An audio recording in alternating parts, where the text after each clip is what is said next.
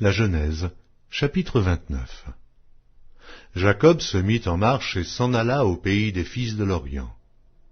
Il regarda, et voici, il y avait un puits dans les champs. Et voici, il y avait à côté 3 troupeaux de brebis qui se reposaient. Car c'était à ce puits qu'on abreuvait les troupeaux. Et la pierre sur l'ouverture du puits était grande. Tous les troupeaux se rassemblaient là. On roulait la pierre de dessus l'ouverture du puits, on abreuvait les troupeaux, et l'on remettait la pierre à sa place sur l'ouverture du puits.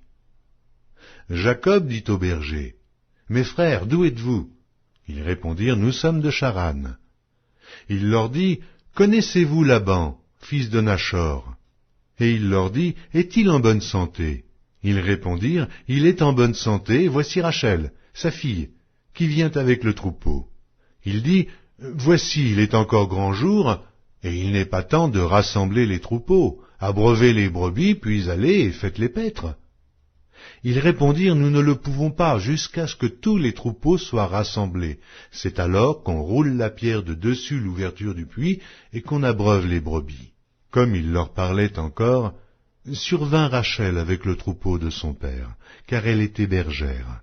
Lorsque Jacob vit Rachel, fille de Laban, frère de sa mère, et le troupeau de Laban, frère de sa mère, il s'approcha, roula la pierre de dessus l'ouverture du puits, et abreuva le troupeau de Laban, frère de sa mère. Et Jacob baisa Rachel, il éleva la voix et pleura.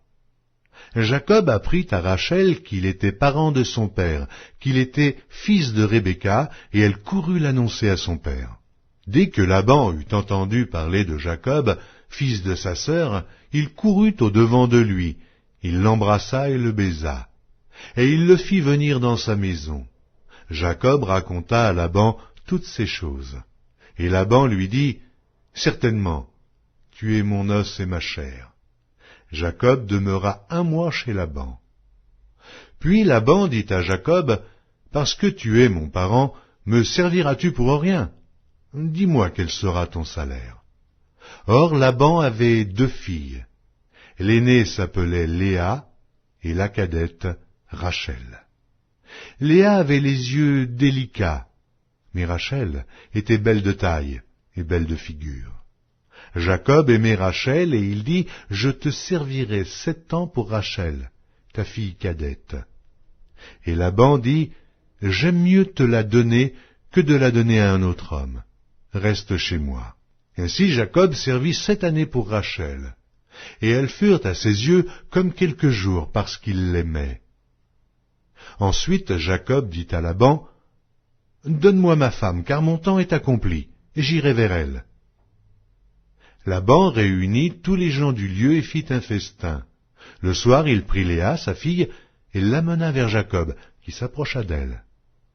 Et Laban donna pour servante à Léa sa fille, Zilpa, sa servante.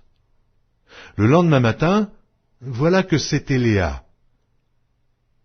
Alors Jacob dit à Laban, « Qu'est-ce que tu m'as fait? N'est-ce pas pour Rachel que j'ai servi chez toi? Pourquoi m'as-tu trompé ?» Laban dit, « Ce n'est point la coutume dans ce lieu de donner la cadette avant l'aînée. Achève la semaine avec celle-ci, et nous te donnerons aussi l'autre pour le service que tu feras encore chez moi pendant 7 nouvelles années. » Jacob fit ainsi, et il acheva la semaine avec Léa. Puis Laban lui donna pour femme Rachel, sa fille. Et Laban donna pour servante à Rachel, sa fille, Bila, sa servante. Jacob alla aussi vers Rachel, qu'il aimait plus que Léa, et il servit encore chez Laban pendant 7 nouvelles années. L'Éternel vit que Léa n'était pas aimée, et il la rendit féconde, tandis que Rachel était stérile. Léa devint enceinte et enfanta un fils, à qui elle donna le nom de Ruben, car il dit, « L'Éternel a vu mon humiliation, et maintenant mon mari m'aimera. » Elle devint encore enceinte et enfanta un fils, et elle dit, « L'Éternel a entendu que je n'étais pas aimée, et il m'a aussi accordé celui-ci. » Et elle lui donna le nom de Siméon. Elle devint encore enceinte et enfanta un fils, et elle dit, « Pour cette fois mon mari s'attachera à moi, car je lui ai enfanté 3 fils. C'est pourquoi on lui donna le nom de Lévi. » Elle devint encore enceinte et enfanta un fils, et elle dit, « Cette fois je louerai l'Éternel. » C'est pourquoi elle lui donna le nom de Juda, et elle cessa d'enfanter.